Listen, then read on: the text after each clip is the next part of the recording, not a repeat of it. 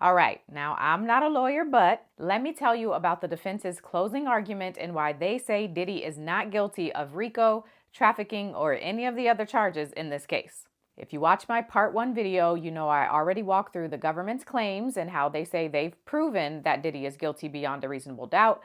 But before we get into the defense's side, I want to remind you that closing arguments are where each side takes all the witness testimony and the evidence and tries to persuade the jury one last time to see it their way. And while what the attorneys say is not evidence, meaning it's not supposed to be taken as fact, it does provide a bit of a roadmap of how they want the jurors to think about the evidence. And so, just like the government had a theme for their closing, which was Diddy doesn't take no for an answer, the defense also has a theme for their closing, and that is the tale of two trials. Agnifilo, who is Diddy's lead defense attorney and the one who does the closing argument, says that trial number 1 is the one that relies on evidence. It's what the witnesses actually said on the stand, what was actually written in text messages, and what was actually going on in the videos. Trial number 2, on the other hand, Agnifilo says is the one prosecutors want you to believe. He says it's what they say happened and not what actually happened. And as an example, he says that while the evidence shows that Diddy had narcotics for personal use and engaged in a swinger's lifestyle, the government says that this is all a RICO. Early in the closing, Agnifilo talks about the success Diddy has had in his life and notes that 6 out of his 7 children, along with his mother, are on the second row in the courtroom. He also says that Diddy is a giving person who takes care of people, and that's why Jane has a beautiful house for her and her child. And he specifically says, quote, Jane came up here and testified against him. I don't know what she's doing today. I hope she's having a nice day, but you know where she's doing it, in a house that he's paying for. And I hope they're having a nice Friday.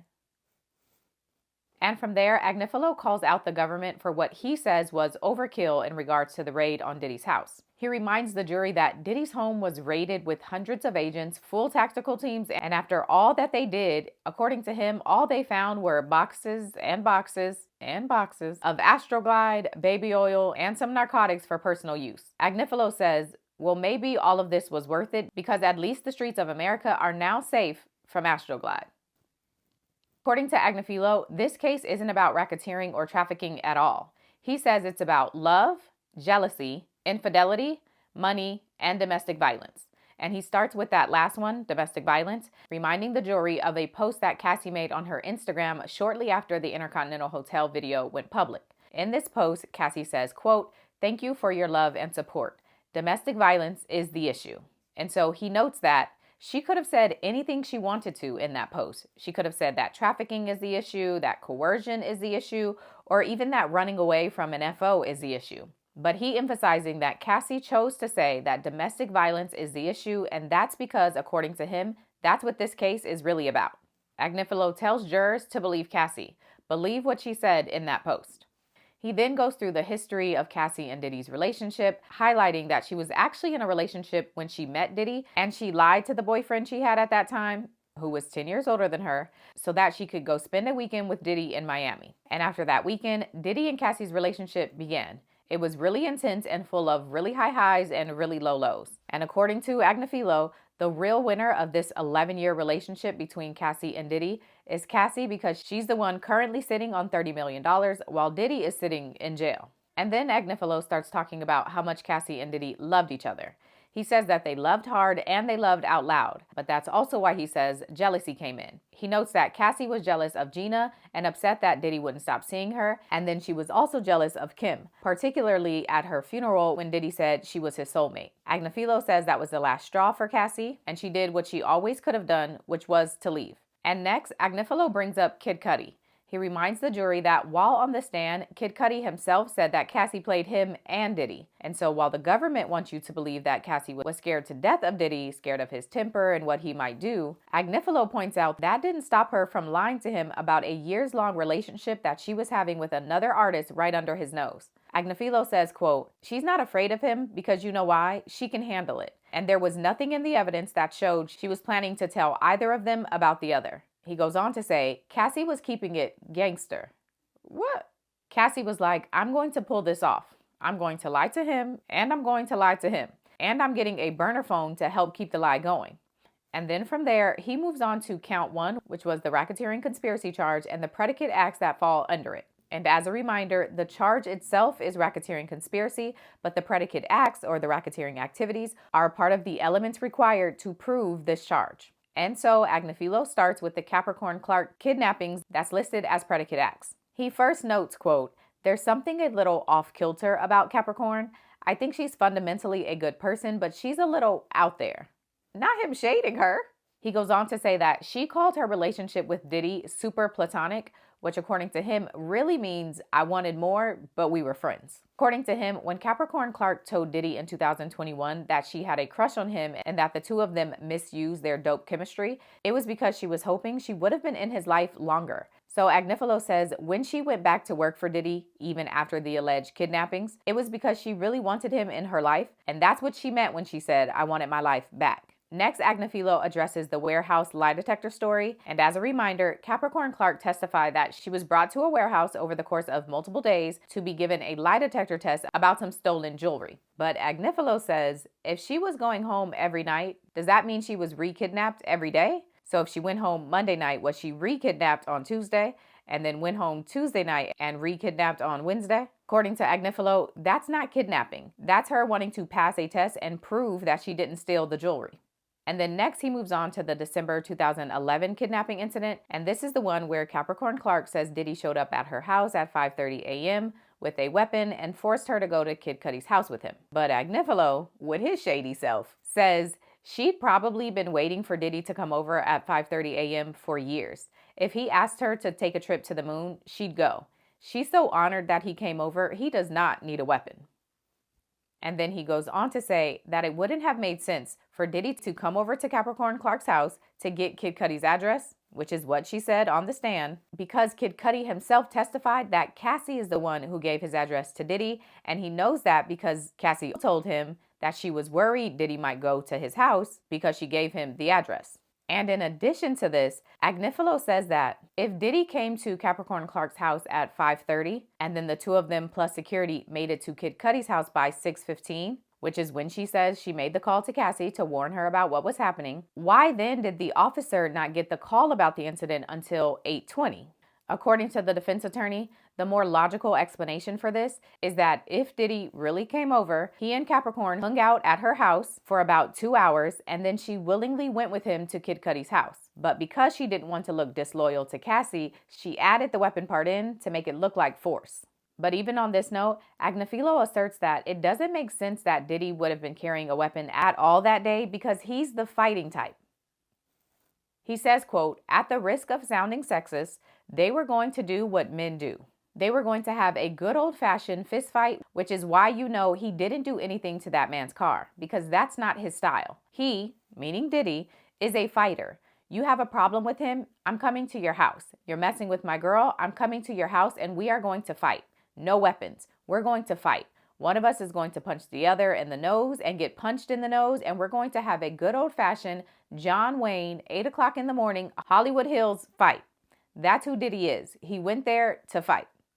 And this leads to the next allegation, which is arson. Agnifilo says that blowing up a man's car is cowardly and not Diddy style, and there's no physical evidence tying him to this crime. The only evidence prosecutors were able to present is an email that Cassie sent to her mom and Capricorn Clark saying that Diddy told her that he would blow up Kid Cudi's car, but there is no actual text or email from Diddy saying that himself. Next, Agnifilo addresses the Cassie kidnapping allegation, and he says this one also is a little weird because on the stand, Cassie said she wanted to stay at Diddy's house, not the hotel. And so according to Agnifilo, it's not kidnapping if the person wants to go to the house of the kidnapper.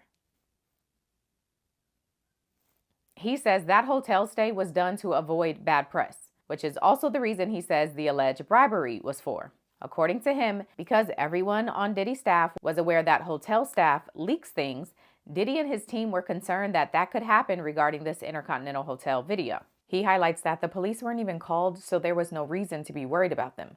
Specifically, he says, quote, "They were not worried about the police. I mean, it's a horrible video. It's a misdemeanor. They were worried about terrible publicity. Not they was worried about TMZ more than they were worried about the cops." Well, actually.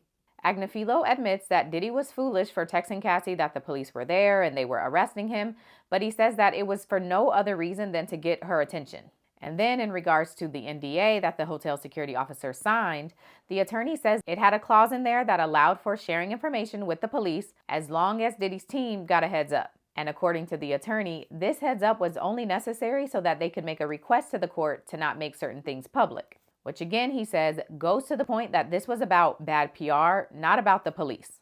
And then we get into the witness tampering allegation involving Mia. And as a reminder, this allegation stems from D-Rock trying to get Mia to speak to Diddy after the criminal investigation started and eventually offering her some money, which Mia testified she believed was coming from Diddy. So according to the government, D-Rock was trying to bribe and tamper with Mia on Diddy's behalf. But Agnifilo points out a text message where Mia told D-Rock that she needed some money. In the text, she says, quote, "I do charitable stuff here, like helping out local families grow small businesses, building their little houses, whatever they need that I can do physically because I'm out of Skrilla money." And then D-Rock responds, "I'm so proud of you. You're my sister for real. If you need anything, I can help. I'm not rich, but I'm not broke either. I love you. Let's talk tomorrow."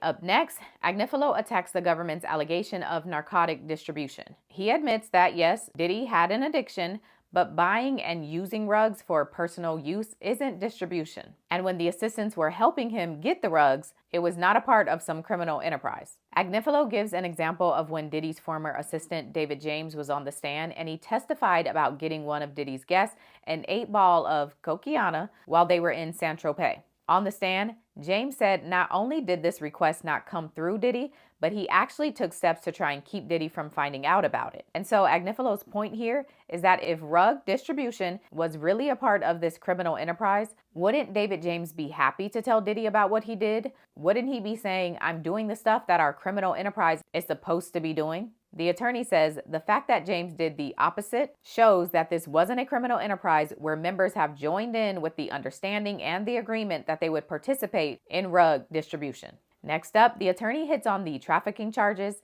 and he questions how Diddy or anyone is supposed to know when a hotel night crossed into the line of trafficking. The attorney asks, was freak-off number 76 trafficking, but freak-offs 1 through 75 were not? And he goes on to say, if you base it on text messages that Cassie sent, you would never know when it crossed the line into trafficking because she always seemed to express interest in it. The attorney even claims that the Intercontinental Hotel incident wasn't about an FO at all. He says it was about a phone. To support this idea, he plays portions of the video and claims that you can see Cassie holding something when she first walks out. And then he plays another portion of the video where he says Diddy now has an item in his hand, which the attorney suggests is his phone. So Agnifilo claims that when Diddy ran out of the room, he wasn't chasing Cassie to force her back to have an FO. He was actually just trying to get his phone back. Next up, the attorney moves on to Jane and asserts that hotel nights were really just their version of date nights. He says that there would be nice hotel rooms, Bryson Tiller or sometimes Usher would be playing and there was lighting, and sometimes before the hotel night started, Diddy and Jane would have dinner. But the problem, according to the attorney, is that Jane wanted more. She wanted the stuff that she could post on Instagram. He says, quote, "Listen, you guys know who her baby father is. But do they? And you guys know when she was in Vegas, you know who she was with.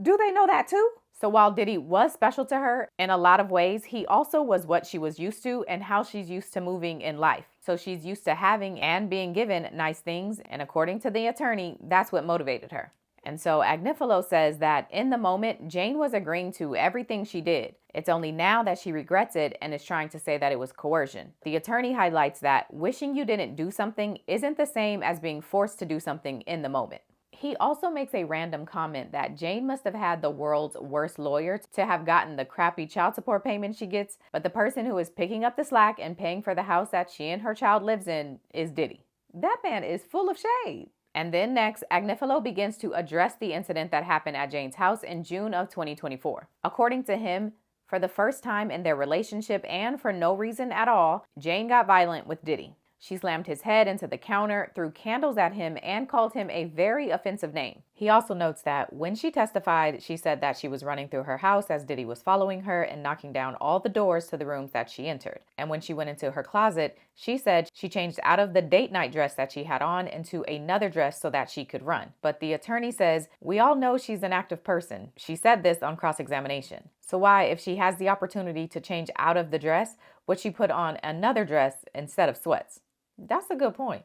According to the attorney, the timeline of this night doesn't really add up, and so based on his review of the evidence, he suggests that after Diddy and Jane got into it and she ran away from her house and hid for a while, she was gone for way shorter than 2 hours. She stayed gone for a little while, but she made it back to the house by 8:30, and after that, her and Diddy spent hours talking and trying to work through what happened. He says around 7 hours later, so around 5 o'clock in the morning, is when the entertainer was actually called over. And he also adds in there that it's not a coincidence that the entertainer that was called to come over is the same entertainer that Jane saw in Vegas a few months prior. Agnifilo says, quote, "There's something she didn't say about Vegas that you would need to know to make more sense out of what happened on June 18th and June 19th, because it doesn't make sense that happens to be the same person that she saw in Vegas and that Combs didn't know about." And so the overall conclusion Agnifilo suggests to jurors is that Jane's unprovoked violence that night was a calculated decision by her to have something in her back pocket in case she ever needed to sue Diddy or have something to hang over his head. And from there, the attorney hits on the transportation to engage in pay-for-play charge. According to him, none of the entertainers were paid for intimacy. They were paid for their time. And he points out that the 2 entertainers that were called to testify never called themselves prostitutions. And with that, Agnifilo begins to wrap up his closing, leaving jurors with a few final notes. He says KK was not a co-conspirator. She was just the single most helpful person anyone has ever met. He also says that Cassie asked entertainers to urinate on her, that this case is really about domestic violence and Diddy's personal life. And then finally, he says that this case was started because the government decided to pursue it. He says that Cassie, nor Jane, or any of the other witnesses ever went to the police to report a crime. The Fed saw Cassie's lawsuit and began investigating it because of who Diddy is. And so he asked the jury to acquit Diddy on all charges and return him to his family who have been waiting for him. And with that, the defense's closing argument ends. But the government gets a chance to do a rebuttal. So let me give you a high-level overview of what they said. And just so you know, the rebuttal was handled by attorney Comey. So I'll use her name because I know how to pronounce it. So number 1, in regards to transportation to engage in pay-for-play, Comey basically says, it's ridiculous to believe that Diddy flew entertainers across the country, watched them be intimate with his girlfriends while he pleasured himself, then handed them wads of cash, and it was all just a coincidence. She says common sense alone tells you that Diddy flew them out and paid them for their acts. She also called him a masked master baiting celebrity, and that's hilarious. Comey then references text messages that Diddy sent to a rep for Cowboys for Angels as further proof that he paid to engage in pay-for-play. In this specific message, the representative from Cowboys for Angels tells Diddy he owes $600 for one of the entertainers, but Diddy replies, quote, he couldn't even perform. He's lucky he got anything.